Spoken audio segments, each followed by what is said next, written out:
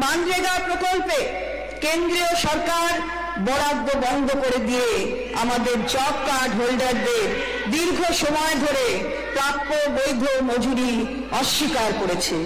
তাদের কঠোর পরিশ্রমের ক্ষতিপূরণ হিসেবে মাননীয় মুখ্যমন্ত্রী 21 লাখ জব কার্ড হোল্ডারদের এবছর 21শে ফেব্রুয়ারির মধ্যে মজুরি প্রদানের কথা ঘোষণা করেছেন।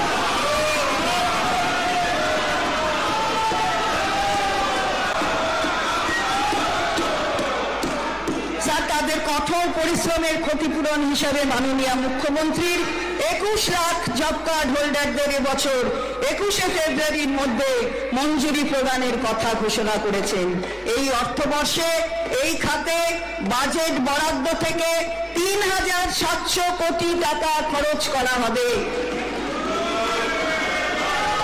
কেন্দ্রীয় সরকার অনৈতিকভাবে মানরেগার টাকা বন্ধ করে রাজ্যের প্রান্তিক মানুষের জীবিকার ন্যূনতম অধিকার কেড়ে নিয়েছে।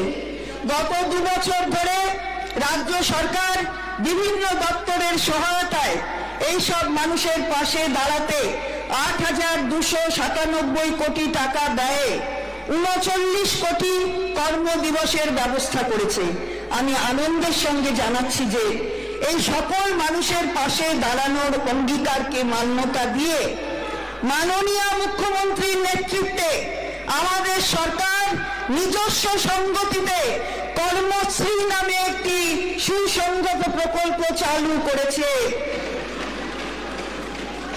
এই প্রকল্পে রাজ্য সরকার রাজ্যের প্রত্যেক জব কার্ড হোল্ডারকে বছরে কমপক্ষে 50 দিনের কাজ নিশ্চিত করবে। এই প্রকল্প মে 2024 মাস থেকে শুরু হবে।